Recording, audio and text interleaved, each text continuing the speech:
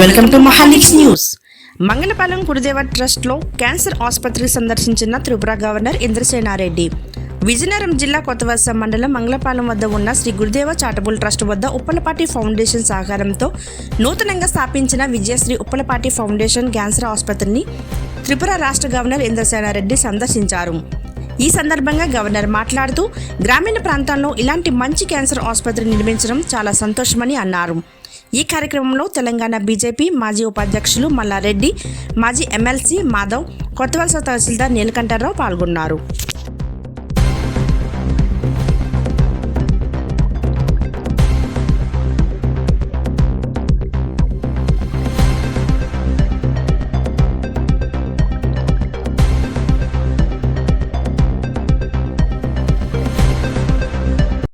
అప్పచెప్పినటువంటి doctors ఉన్నారు. ఆ యొక్క దీంట్లో ఒక్కొక్కరు వచ్చినటువంటి దానికి ఓపికగా వాళ్ళ యొక్క మెజర్మెంట్స్ ఇవన్నీ తీసుకోవటం, పలకరియటం, వాళ్ళకి చేసి పెట్టడం ఏదైతుందో ఇది సామాన్యమైనటువంటి విషయం కాదు. కాబట్టి వారి యొక్క బృందం అందరికీ కూడా నేను ప్రత్యేకంగా అభినందన తెలియజేస్తూ సెలవు తీసుకుంటున్నాను. జై హింద్, జై భారత్.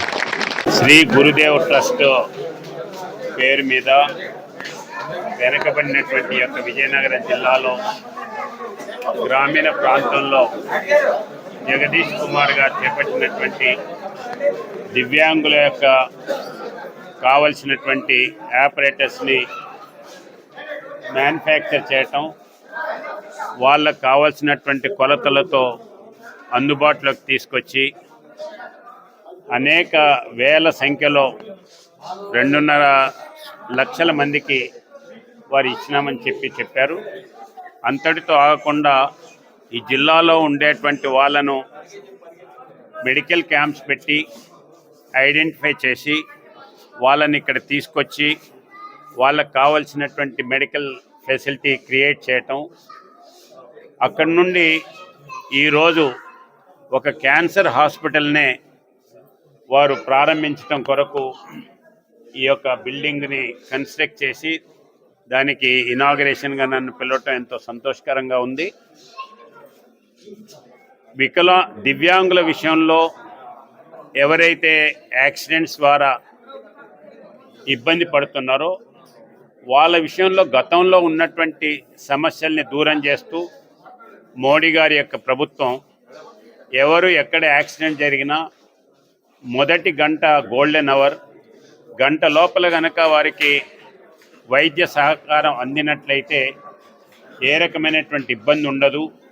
90% పేషెంట్స్ బతికించుకోగలుగుతామనేటువంటి ఆలోచనతో దానికి గతంలో ఎవరైనా హాస్పిటల్ తీసుకెళ్లాలంటే భయపడేటువంటి వాళ్ళు మళ్ళీ కోర్టుకు రమ్మనేటువంటి వాళ్ళు, హాస్పిటల్ వాళ్ళు డబ్బు కడితే తప్ప మేము చూడమనేటువంటి ఆలోచన చేసేటువంటి వాళ్ళు, అటువంటి వాటిని పరిష్కరిస్తూ ఇప్పుడు కేంద్ర ప్రభుత్వం మొదటి గోల్డెన్ అవర్లో ఎవరైనా సరే హాస్పిటల్ తీసుకెళ్ళినట్లయితే వాళ్ళను కోర్టు పిలిచేటువంటి అవకాశం లేదు, కోర్టుకు పిలవం.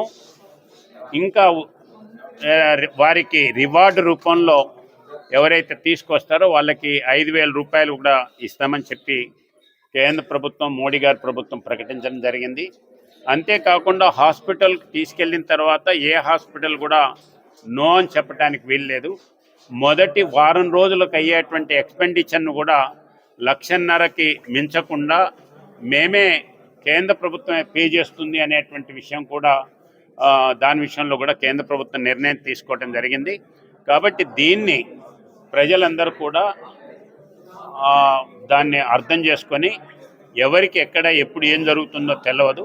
అటువంటి పరిస్థితుల్లో యాక్సిడెంట్ అయినటువంటి వాళ్ళని వెంటనే హాస్పిటల్కి చేర్పించి వారిని బతికించవలసిందిగా కోరుతున్నాను.